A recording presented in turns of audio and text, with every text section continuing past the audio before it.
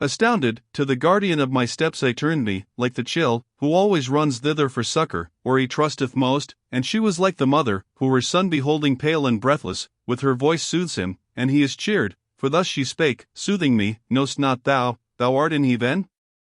And know'st not thou, whatever is in heaven, is holy, and that nothing there is done but is done zealously and well? Deem now, what change in thee the song, and what my smile had wrought, since thus the shout had power to move thee.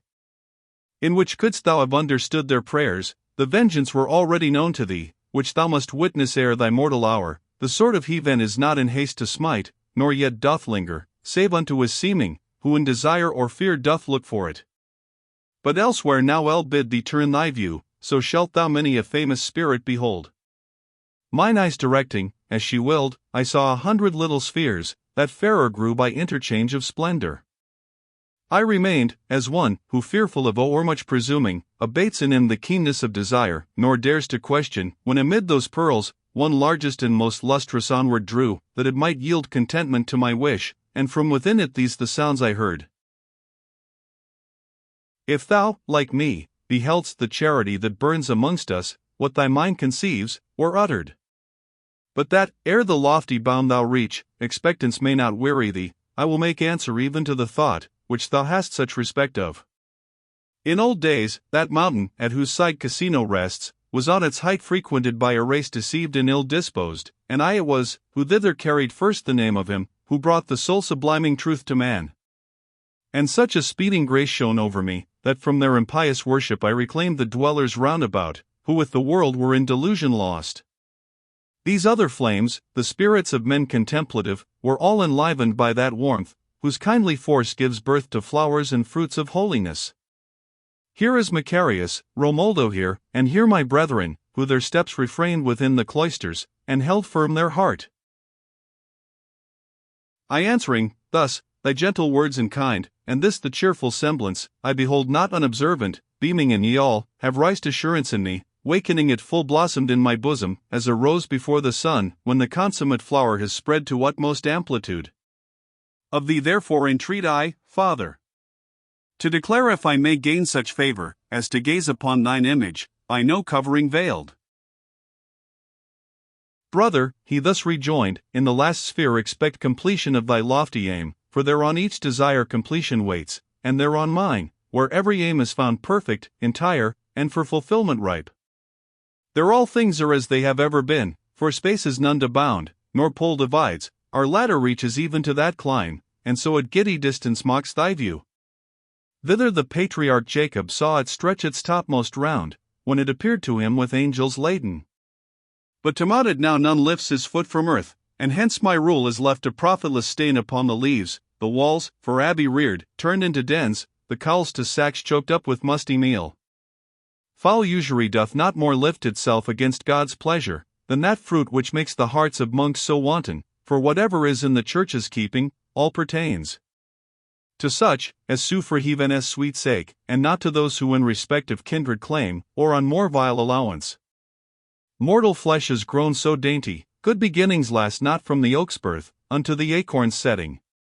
His convent Peter founded without gold or silver, I with prayers in fasting mine, and Francis his in meek humility. And if thou note the point, whence each proceeds, then look what it hath erred to, thou shalt find the white grown murky. Jordan was turned back, and a less wonder, than the refluent sea, may it God's pleasure work amendment here. So saying, to his assembly back he drew, and they together clustered into one, then all rolled upward like an eddying wind. The sweet dame beckoned me to follow them, and, by that influence only, so prevailed over my nature, that no natural motion, ascending or descending here below, had, as I mounted, with my pen envied. So, reader, as my hope is to return unto the holy triumph, for the which I ofttimes wail my sins, and smite my breast, thou hadst been longer drawing out and thrusting thy finger in the fire, than I was, ere the sign, that followeth Taurus, I beheld, and entered its precinct. O glorious stars! O light impregnate with exceeding virtue! To whom whatever of genius lifteth me above the vulgar, grateful I refer, with ye the parent of all mortal life arose and set, when I did first inhale the Tuscan air, and afterward, when grace vouchsafed me entranced to the lofty wheel that in its orb impels ye, fate decreed my passage at your climb.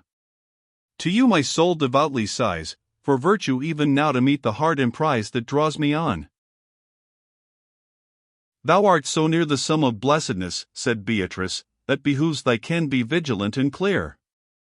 And, to this end, or even thou advance thee further, hence look downward, and contemplate, what a world already stretched under our feet there lies, so as thy heart may, in its blithest mood, present itself to the triumphal throng, which through the ethereal concave comes rejoicing.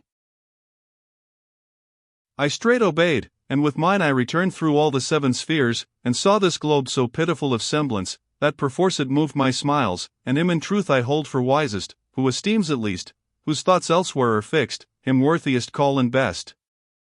I saw the daughter of Latona shine without the shadow, whereof late I deemed that dense and rare were cause. Here I sustained the visage, Hyperion, of thy son, and marked, how near him with their circle, round move Maia and Dion, here discern Jove's tempering twixt his sire and son, and hence their changes and their various aspects distinctly scanned. Nor might I not descry of all the 7, how bulky each, how swift, nor of their several distances not learn. This petty area, o'er the which we stride so fiercely, as along the eternal twins I wound my way, appeared before me all, forth from the havens stretched unto the hills. Then to the beauteous eyes mine eyes returned.